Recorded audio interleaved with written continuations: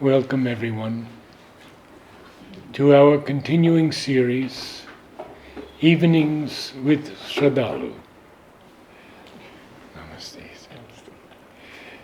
Before we begin, I'd like to say a few words of thanks to all of you who have contacted me, written to me, and have praised this series. You may continue to write to me whenever you feel you have a question to be answered, and we will review them and address them. Narada, Narada, 12@gmail.com. Today we are continuing with Sraddhalu on astrology.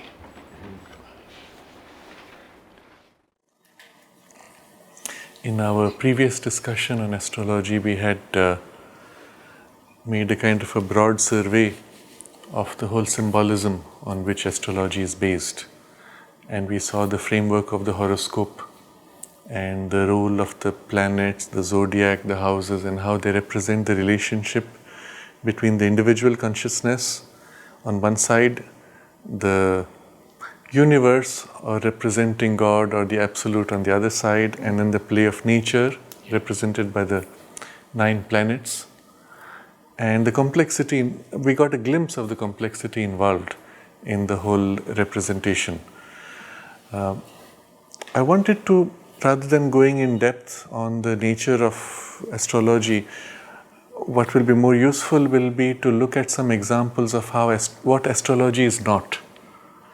And then maybe in the next session we'll look at how it can be actually applied, in what way it will be useful, or what is its utility in the context of the yoga particularly. So as examples of what astrology is not, because there's a lot of misunderstanding. The first idea people have is because astrology is mathematical, the whole of your fate is as if frozen in a mathematical timeline. Because astrology gives you these cycles of planets, beginning on this date to that date, such and such planet rules, and then within that sub-cycles, within that sub-sub-cycles, and things will happen when this date changes, and so on. So typically, a person goes to an astrologer and asks questions like, when will this problem be solved? And the astrologer gives a date, or says, after this is your good period, now is your bad period.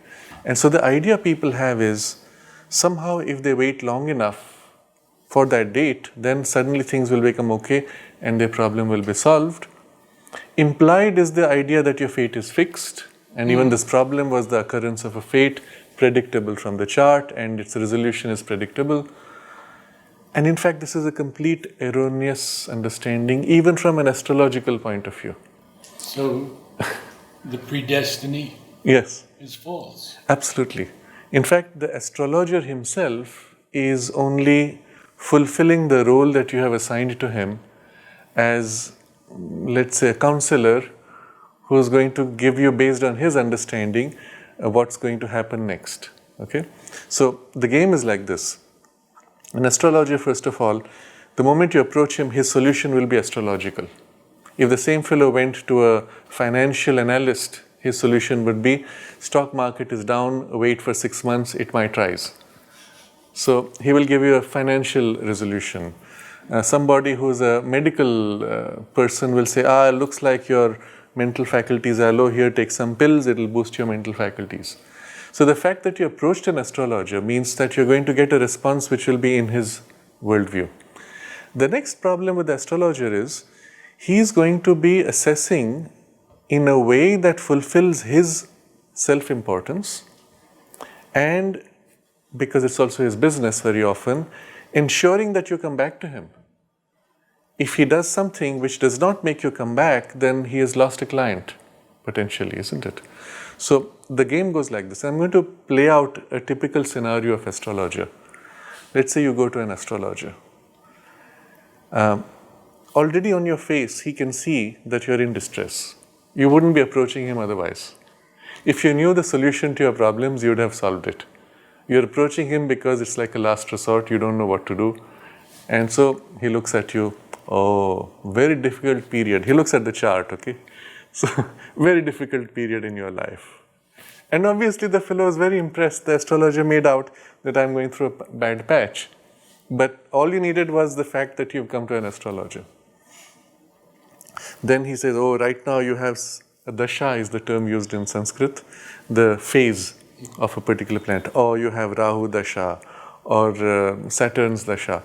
Now, Saturn, Rahu, typically these are the ones which are the malefic, or in common language they are understood as malefic planets. So you have the phase of Saturn or you have the phase of Rahu, you are in trouble.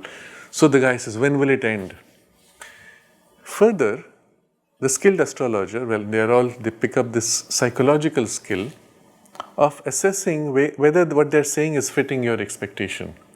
So typically the problem will be three types.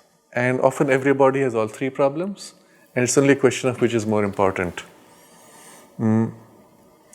Let's say financial, which is the most common, health, and romance. What else is there for which you'd go to an astrologer? These are the three things which throw at you uncertainties. Everything else you know what to do. So they play on this. Money problem, health problem, marital problem or romantic problems. And then they look at typically the planets associated with these things. What gives you money, or the houses which give money or health and so on. And they'll feed you things which for you are interesting. The problem is everything they tell you has to do with your future. And so you have no way of validating whether what they're saying is true, whether it's genuine or whether it's just some rule of thumb he has applied. You could go to a stock market analyst and there are the good ones and the bad ones. You will never know the difference because each will give you his justification. Maybe one day we have to talk about palm readers also. Yes, that's a whole interesting field, and maybe after this series on astrology. Mother was a palmist. I mean, she knew palmistry very well, by the way. So here's the problem. You have no way of validating until the period passes. Yeah. So he says, well, in 6 months you'll be fine. So you wait for 6 months. And at the end of 6 months, if things have got better, you say, yes, see, that fellow said it. And your belief in the astrologer and astrology grows. If it doesn't happen, either you don't go back to that one, you go to someone else until it happens. And then you say, oh, this guy is the better astrologer. And so often it becomes a self-fulfilling prophecy. There's another trick that is often played, not always intentionally. Some of them are very sincere. But they'll say, well, based on this numerology or chart, the answer to your question is 3. So he says, when will I get my money? Well, 3. 3 days, 3 months, or 3 years. Now you see what happens. 3 days the fellow waits, it doesn't happen. Okay, now it must be 3 months. You wait. If it doesn't happen 3 years, well, eventually something has to happen. And that's the game that's played. But you use the word trick. Yes, because unfortunately, and many astrologers know that they are playing a game. They have their knowledge, and I've seen astrologers, good ones and bad ones, and really gone in depth with them to see how far it actually works. And the bad ones are just doing rule of thumb. They have passed an exam which gives them a certificate that just knows they have the rules of thumb, and that's it. That's not enough to do an analysis. In a chart, typically, consider 9 planets influencing whatever question you have raised. You have 9 different influences pulling or pushing and modifying. How do you assess? It needs a very high level of intelligence or a deep intuition. And if the astrologer is successful, in most cases it is intuition. And the rule of thumb is only an indicator. So I'll give you an example now.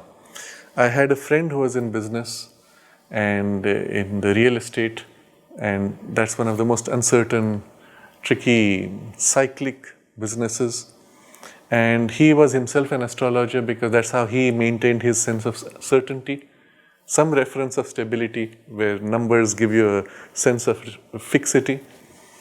And then he would consult astrologers. And then one day he tells me that he's passed away now. One day he tells me, I've found the perfect astrologer. This man is so good, he can tell you things down to the hour. And I said, okay.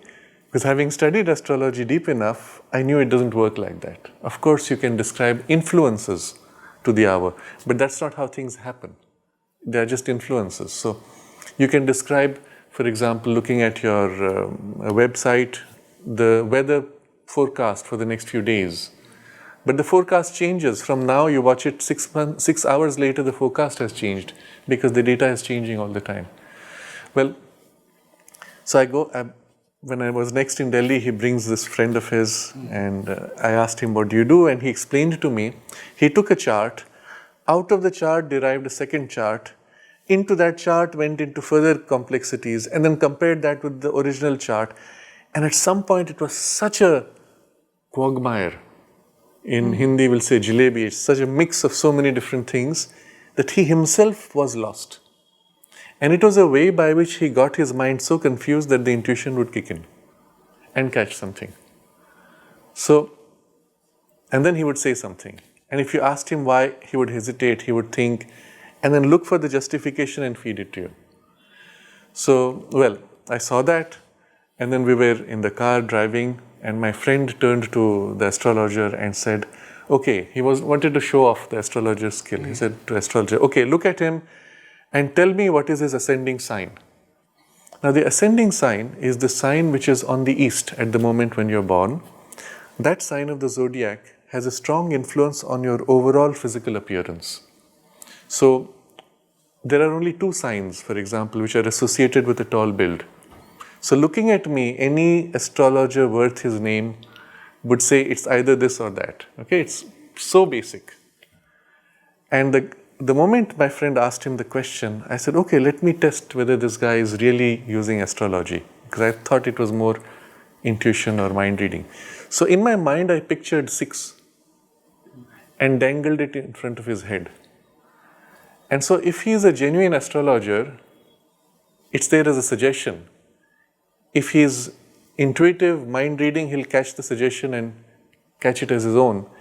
If it is a real astrologer, he'll say, this doesn't make sense, and he'll cut through to what's real. So I'm dangling the 6, and then he says, 6. And the 6th sign is not for a tall person. So my friend was so shocked. He said, how can you make such a basic mistake? Okay, try again. Now look, if I ask you a second time after having made a mistake, at least you would think the second time, okay? So this guy again stops, gets into his state of confusion for the intuition to kick in, and I again dangle 6. I didn't change the number. And again he says 6. Now you can see the level of intelligence was so poor that he was not aware even he has made a mistake once, and he is repeating the same mistake. He's not even conscious. You can see what a low grade of mental development it is. When you say intuitive, it's not intuitive mind.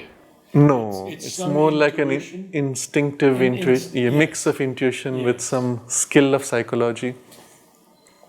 And so that was enough. Then my friend was so disappointed. He said, I don't know what has gone wrong with you. And then I had to tell him, please don't worry, it was my fault. I held the idea of 6 and he caught it.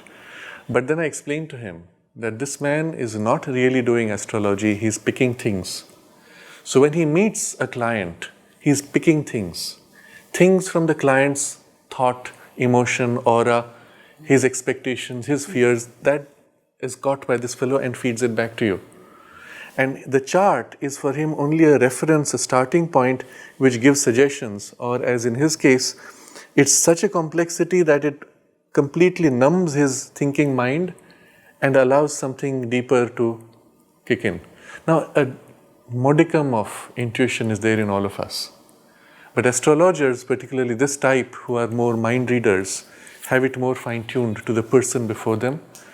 And so, like I said, they look at you, they know you're in distress, and then they're trying to sense. And they catch things. They don't necessarily know how they do it.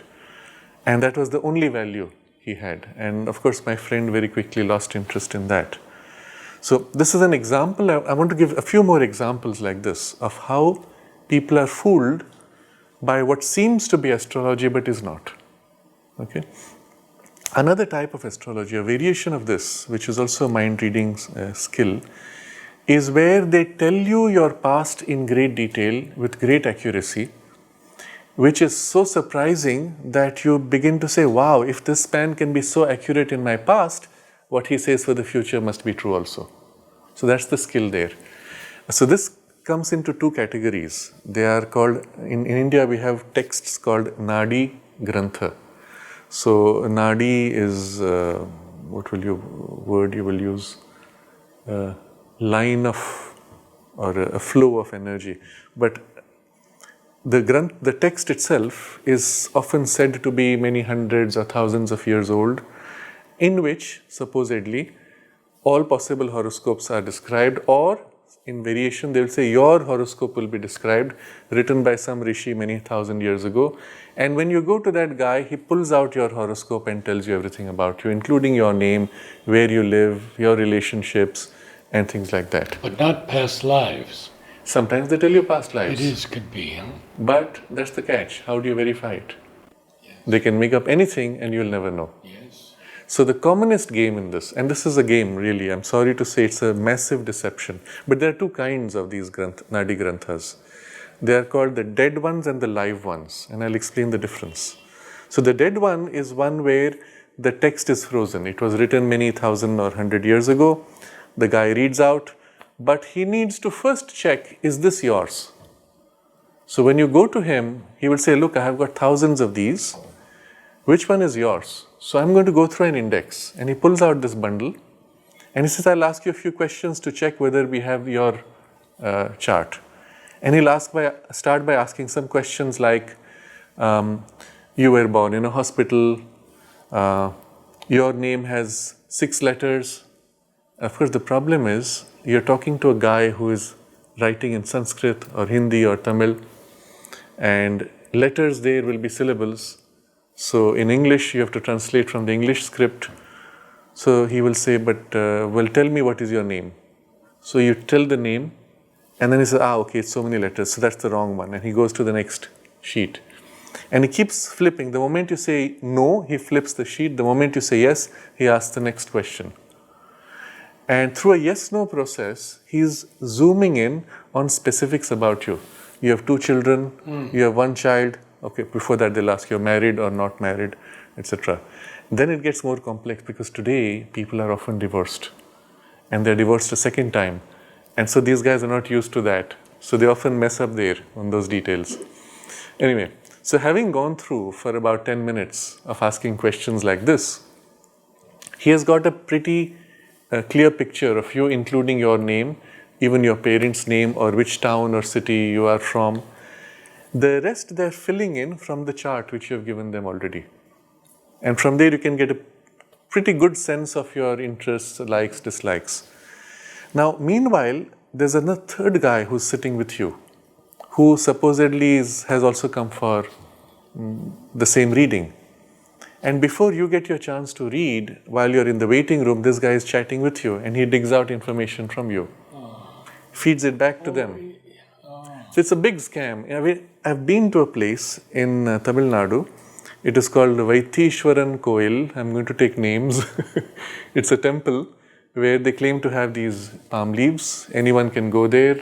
They will actually pick out a leaf that says Narad and give you a reading of you were born in the United States and etc. etc. Catch is this, all this material they have dug out from you, they are feeding back to you, and then they asked you questions like, your guru's name is beginning with Sa, Sha, Ka, Pa. Okay? You say yes or no. Now they'll zoom into the next. Your guru's name is Sha or Sa. And you say no, they go to the Ka or Pa. So they've got a list of like 5 or 6 common gurus. So I happened to be there with somebody who had come from the United States who wanted a reading. So I tagged along to see what happens. And of course his guru Sri Aurobindo. So that guy doesn't know Sri Aurobindo. He's never heard of him. So he says, Sir, sure, and he gets an answer, yes. So finally he says, okay, we have your sheet. Now he goes inside, brings a palm leaf bundle. Now meanwhile, all this was supposedly written in Tamil. I can read Tamil. So I'm looking over his shoulder and looking at the text to figure out what is he reading. He was not reading what was written there. And most of what was written was junk. The palm leaves were fresh, they were new. And so what they had done was they had created these bundles of palm leaves with stuff scrawled on it, and it was a big drama to flip sheets until they claimed to have got your thing. And then he gets this bundle, which is supposedly your reading, all brand new leaves, maybe a decade or two old. And now he starts reading, except he's not reading because I'm watching what he's reading. And he feeds back to you all the stuff he has read, he has asked you questions. And finally he says, and your guru's name is Sai Baba. So everything was accurate, the guru's name was totally wrong. And my friend was so disappointed. And the guy was shocked that, I said, who is your guru? So it's a scam. It's a huge scam. It plays on some elements of astrology with which you can guess a person's overall interest in temperament. But they must be very astute at reading people. Absolutely. That's their skill. Yeah. That's their skill, really. And they have gamed you from the beginning, from the point of entry. There is a serial called Mentalist, where this guy is so observant that by observation he can gauge what is the person involved into. Yes. So the same thing. They just Yes. absolutely judge. It's a skill of psychology of person reading. Sometimes they refer to it as face reading, but still that's not it. There's more to it. I'll come to that. So this is one kind which is called the Dead Nadi. Some of these are actually genuine books. I have seen printed books of Bhrigu Samhita, which is another famous one. So the dead version of Bhrigu Samhita is a full-fledged book which has all typical charts. So let's say a chart where the sun is in this house, then the chart where the sun is in the next house, and so on, with all possible combinations. You can imagine how big the whole text must be. You can't have detailed readings for all. So you have broad readings. So the fact that, for example, you're likely to live in a place which is close to or has the character of the sign which is in that house which represents your residence. Okay? So if the sign is a watery sign, you're likely to be living near water. If it's a earth sign, you're likely to be living in a soil field, or if it's a They can't go air wrong. sign, you're probably near a mountain or on a mountain.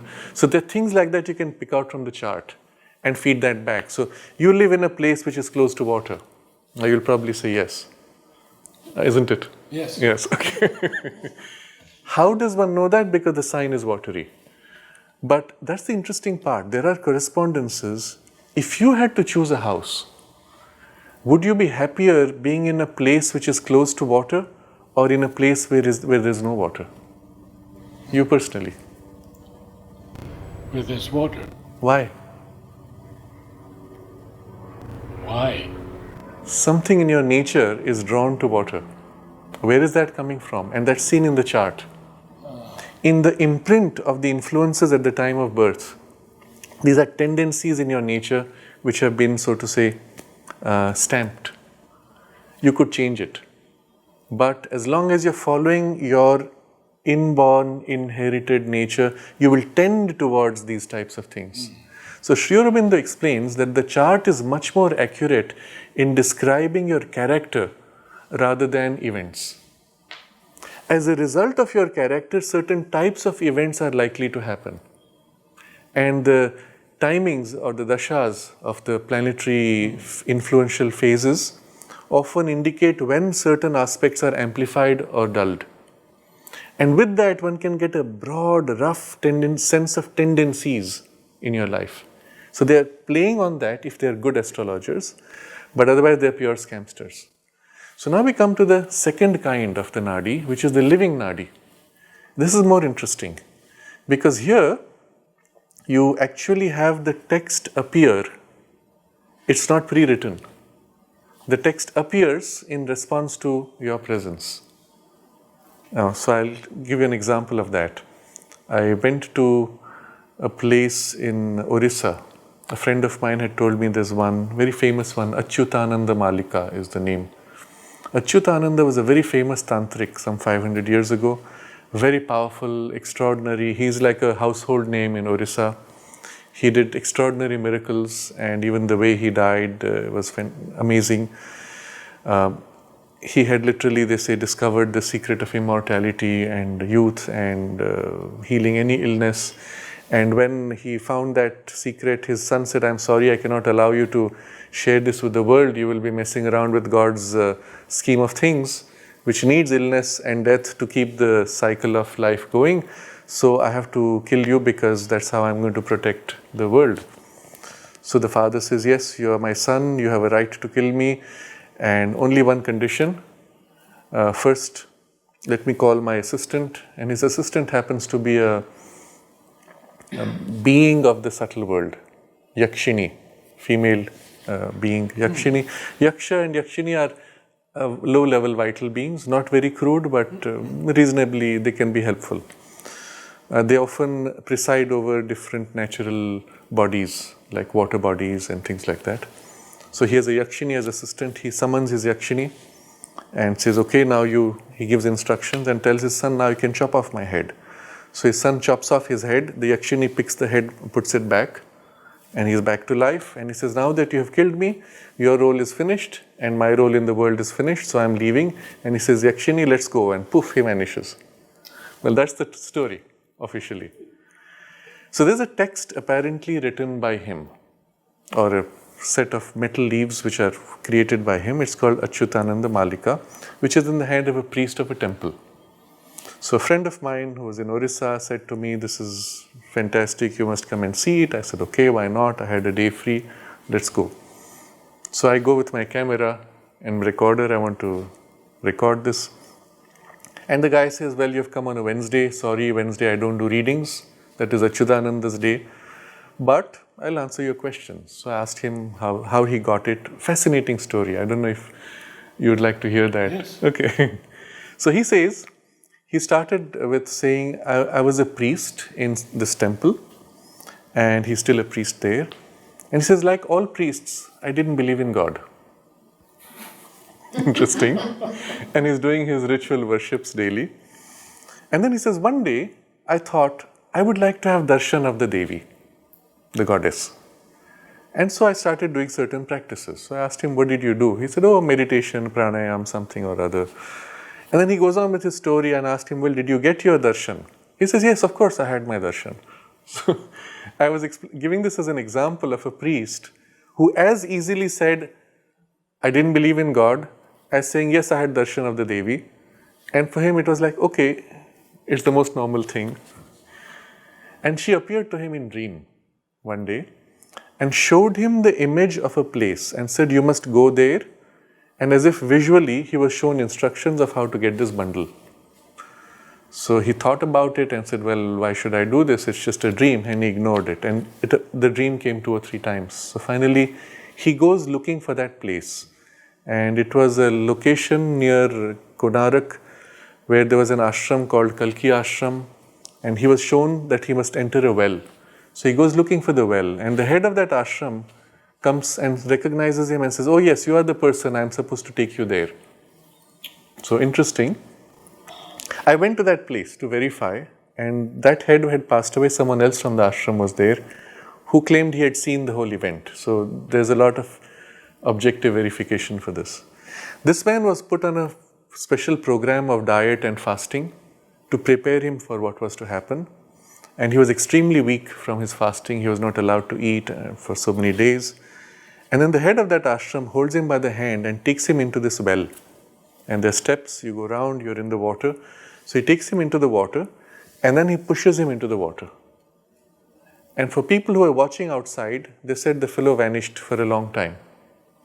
This man says, when I was pushed into the water, I found myself pulled into a tunnel. It was dark, so I kept on walking. And there were roots of trees poking because it was all sandy on the side. And then he said, I came to a room and it was full of these bundles of palm leaves. And there was this one which had been shown to me in the dream, so I picked it up and I came out. So I said, okay, hang on. You went in all the way, you picked up the bundle, and how did you get back? So I said, no, I don't know. I just picked up the bundle and I found myself thrown out of the water. So something very odd in the description. And the people there confirmed that they saw this man gone for a long time and then he jumped out of the water with this bundle in his hand. And so the head of the ashram said, well, that's all I had to do with you. You can go now. This guy comes home with his bundle. He doesn't know what to do with it. So he leaves it lying in his temple for a long time. Then he said a sadhu came from Maharashtra who said to him, you have a bundle lying. Let me show you how to use it. and then he teaches him how to use it. So this was the story, quite fascinating. And like I said, I validated certain elements of it. I took photos of those places. I took the photo of the bundle. And then I said to him, well, how does it work? He said, okay, let me show you. So just a moment back, he said, I'm not doing a reading, but now he's going to show me how it works. So I said, great. He pulls out the two bundles. One is copper plates. The other is what looks like tin plates. And he shows me the copper ones. He says it can show any text from a dozen languages. And the tin one he uses for European languages. So for my purpose, he brought the tin one. He showed me metal plates, separated them, and showed that they were all blank. He put them together, put it in a plate, which was part of the device.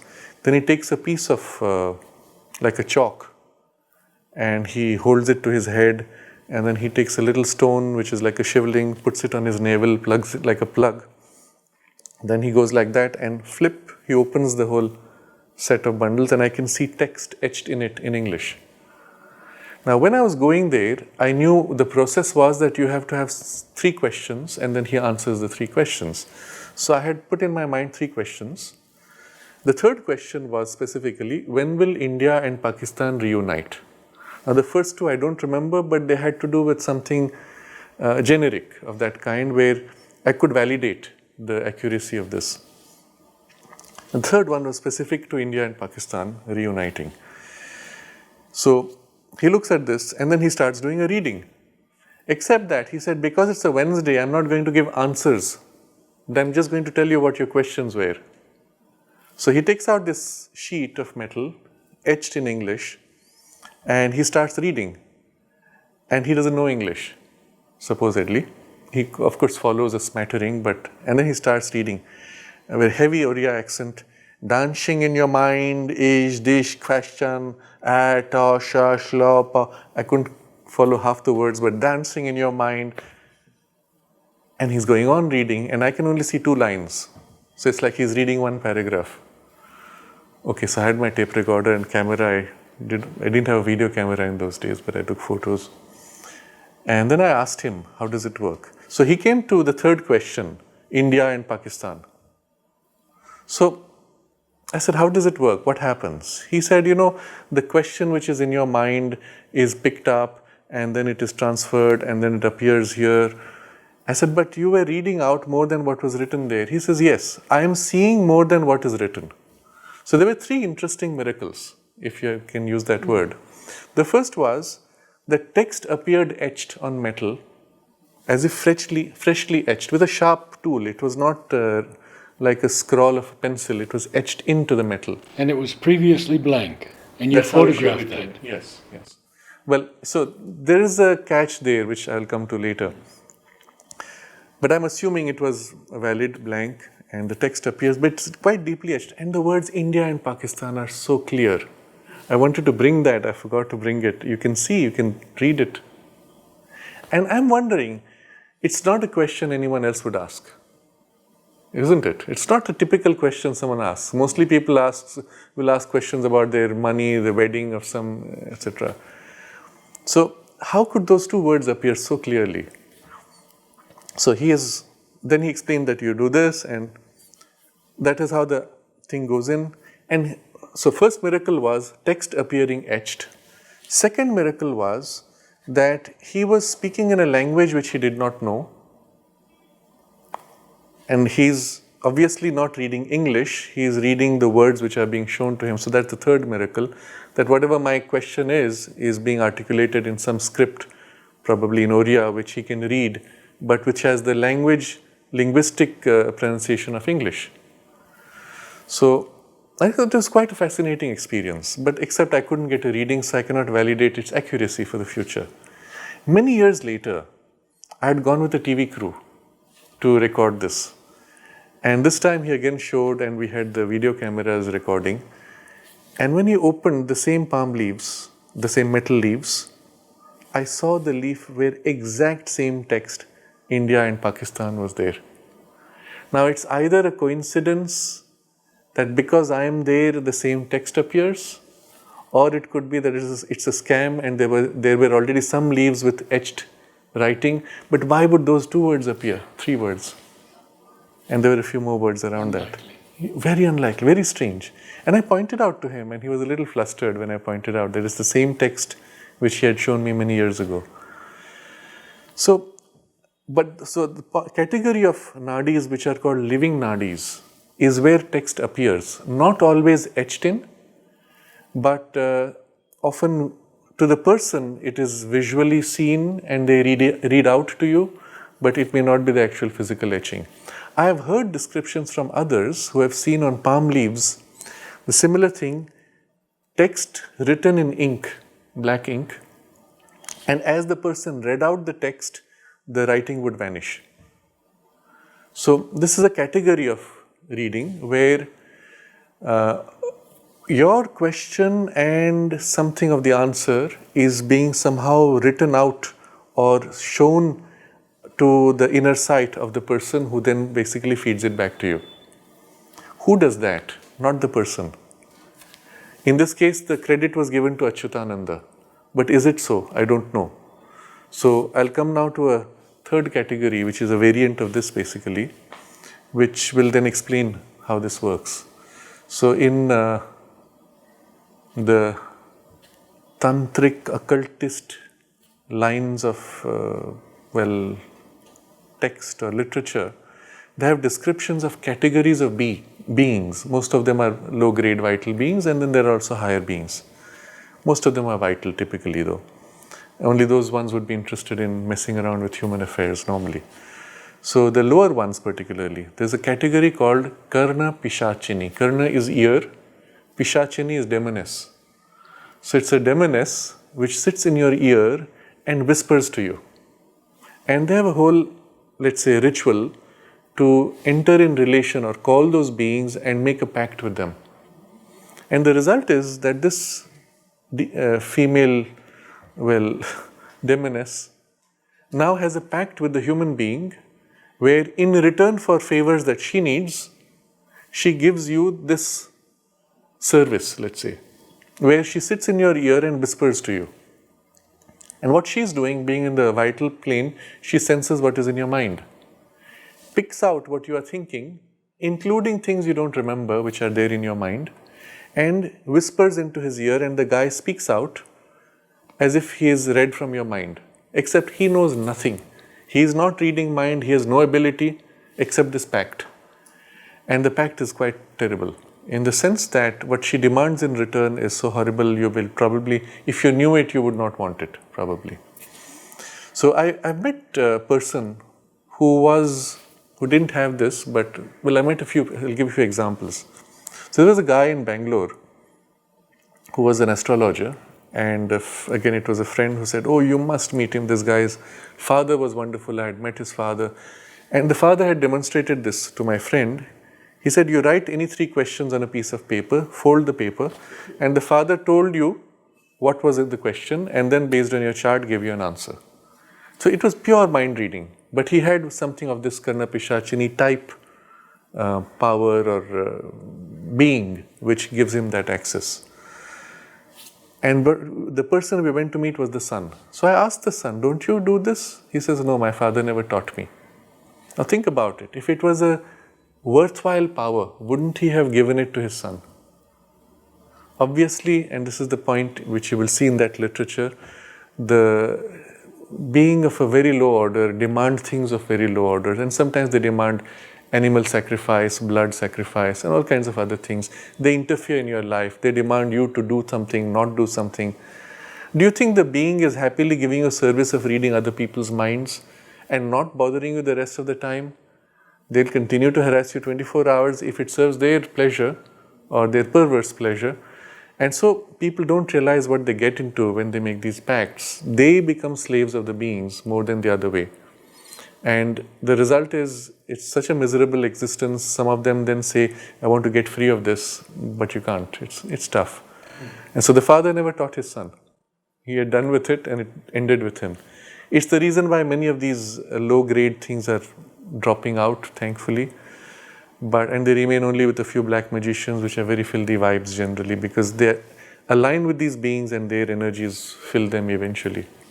Maybe this is not exactly apropos, but is there any evidence of serial killers being motivated by these beings? I believe there is, I don't know if there is evidence, but Mother refers to this. She says that people who do these kinds of serial crimes generally are possessed by beings, and when they are given capital punishment, you will find immediately after somebody else replicates the crime. I've seen this repeatedly in newspapers, news reports, and Mother says it's because the being now jumps to someone else. So the right thing to do in such a case is not to give them capital punishment, keep them locked up. It keeps the being trapped in the body. But what happens in this case, and I don't know whether Aurobindo or the Mother explains this, that when they associate with these beings, through the association, the being actually begins to enter you, possess you, and fills your vibes. Instead of you relating to the divine, you have aligned yourself with these very low level, low grade beings. They give you some power, in return for it, they own you. So I'll give you a few examples. So this fellow in Bangalore that I met, he didn't have it, but he was one of those rule of thumb astrologers. And he would not even bother to look at your chart. The moment you ask the question, he will say, well, now the sun has set, so the answer is no. That's not astrology, but that's what he was. But I'll give you another example of these types. This is a friend of mine in Delhi who was into this sort of thing for a long time. So many of these stories I had heard from him. And he was going to all kinds of people. And then one day he told me, I found the man. He can tell you everything. He gave me all accurate description. So I had explained to him, look, these are karna pishachini types. They are mind reading, no use. But anyway, he dragged me along. So I said, okay. When I went, I invoked Mother's presence as a protection. So I went to that fellow's room. He had a big bowl where you throw in 100 rupees. The vibes were so filthy. But anyway, I stayed in my protection. And the guy barely looks at me and starts mumbling. You, at the age of 18, you tried to enter the Indian Army. You failed in the Indian entrance exam. Then you tried to enter the Air Force. And then you went da. Every single statement was wrong. Perfectly, accurately wrong. And my friend knew enough of my background to say, I don't know what happened. He was 100% wrong. With me, he was 100% right. And I said, well, because he could not see through. You see, because I had invoked Mother's protection, and that's it. It was like a screen. Yes. And this is so effective to, it completely blocks their sight. But what is interesting is the being still fed him trash. And the fellow doesn't know one thing he doesn't know what is true, what is false. He's just repeating what is being whispered in his ear. And there's another example I want to give, a positive example. This was a friend of mine whose family came from Karnataka, and their entire family, in some very unusual circumstances, suddenly shifted to Pondicherry, and then he joined our school. His brother was in my class, and they had no contact anymore with the relatives in Karnataka. And these were, 50 years ago. You didn't have easy communication. So someone there was concerned whether they were safe. So he went to one of these types. So in the old days, every village had someone, shaman type, who had access to things of the subtle worlds. So he goes to this guy, and the guy tries to see and says, it's very strange. Normally I can see where a person is, but here I can see as if they are enveloped in some kind of a white protective light, and I am unable to penetrate through it. Interesting. Just the fact that they were in the ashram under Mother's protection, it was the time when Mother was physically present also, and he couldn't see through. But he said, all he could say was, it is a heavenly region, it is like a heavenly space, but I can't look into it. I'm blocked. So that's what happened in this case also. But, so this I give it as an example of people who are basically mind reading, but they don't read, it's some spirit which does it. And it's the similar principle of a séance. In a séance, which was very popular in about 100 years ago in Europe, everybody was doing it, and they were even trying to understand the science of it. So what would happen? Typically a dozen people would be sitting in the room, it would go dark, and then a form would appear.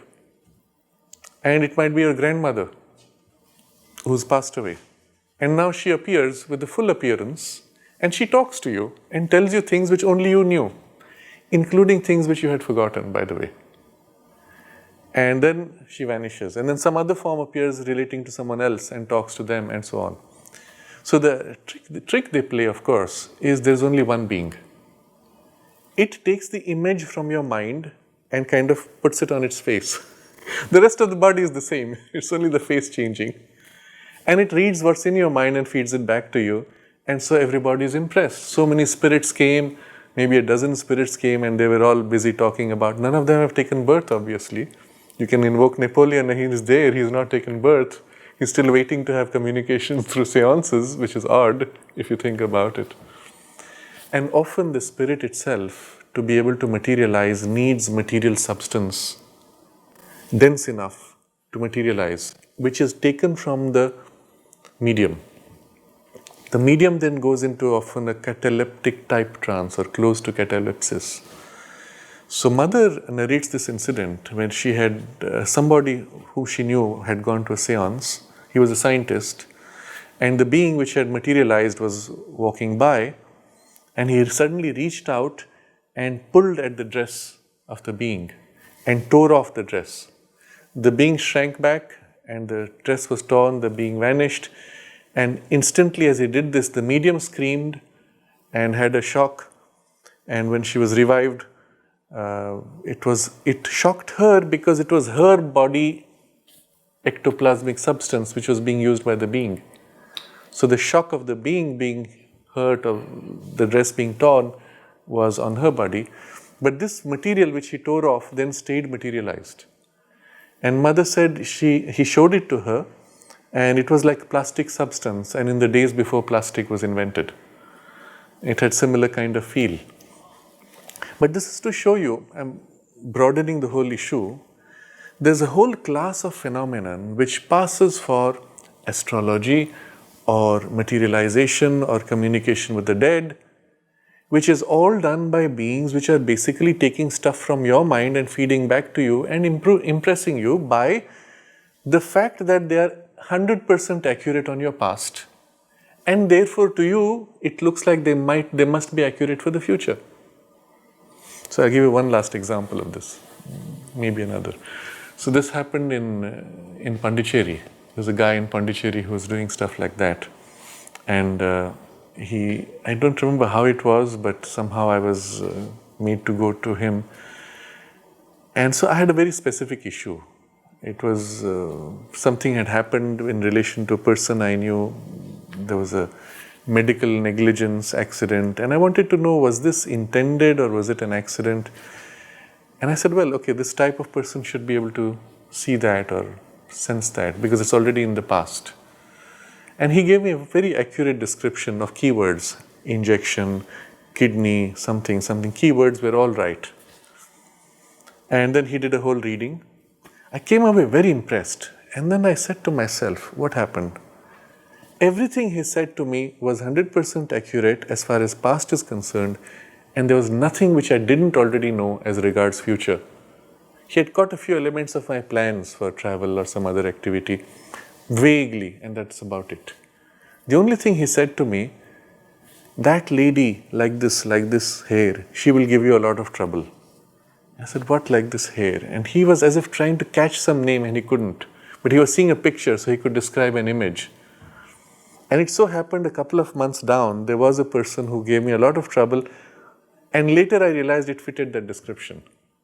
But what is interesting is, if in my mind the name had been clear, he would have caught it, but there was a picture he caught and fed it back to me, and he was similar. And with him I could have a frank chat. I said, where do you get this power? He said, these are beings which do it. And he said he had also dabbled in materializations, and he had done that for a while. And he said, it's no big deal, there's just a being which brings to you what you want. So he said, it's like keeping a servant. You pay your servant and you say, bring me soap from the shop, and he goes and buys the soap and gives it to you. What has he done? You paid the money, he got it for you. And the difference is that here is a subtle being You have to pay it what it demands, and then it gets you what you ask for. What's the big deal? So, these are incidents where I got the sense of this whole game. But so much of what passes for astrology is just this. And I'll give you one last example, which is what they call face reader. This was a classmate of mine in Pondicherry, and he was very excited. He said, you must come. This guy, he's so good in astrology. And all he does is he looks at some shells and makes your horoscope. So I'm putting it in the context of astrology. Because, I saw what he was doing. He was doing readings for others, and then it came to my turn. I really didn't have any question, but I was just watching what he was doing. He takes these seashells, scatters them on the table, and then he starts doing a reading. Except when he's doing a reading, he's not looking at the seashells, he's looking at your face. And he would say something and watch you, and then tilt his head, and again say something and then watch you, tilt his head, and again say something. So it was clear he was either picking what was in my mind, or he was listening and feeding back and waiting for a response in my consciousness to catch the next idea to feed back. So several times I interrupted him, how do you say this? What's it got to do with astrology? Oh no, he said this is Jupiter, that is Saturn. I couldn't distinguish. So the trick was, he distracts you by saying, I'm using this shell. It has nothing to do with the chart, it has nothing to do with shells. There are other variations in India where they do a thumbprint. They ask you to put your thumbprint, and reading the thumbprint, they tell you things. Or another variation where they measure your shadow length and tell you. All that is just a diversion. That's why I use the word scam. It diverts your attention to a cause when in fact it's just mind reading, feeding it back to you. So this is a whole class of phenomenon associated with astrology, which is not astrology, but which has very high accuracy as long as it's speaking of your past. It creates in people the idea that fate is fixed and so things will happen. But by exposing yourself to things like that and accepting the idea that you wait 6 months for the problem to solve, you've only delayed the resolution of the problem. And yes, sometimes the problem does fade out, but not always. Sometimes it just changes because you waited too long. And I would warn people not to get stuck, not to get caught into these kinds of scams. I've gone into it in great depth to tell you what astrology is not, and do not get caught by these things. Once you understand how it works, you will stay away from these things. So in the next session, we'll discuss what astrology can measure, can describe, and what is its utility or not. Good. Right now it seems that we should never go to an astrologer. Well, none of these types at least. Yes. Thank you.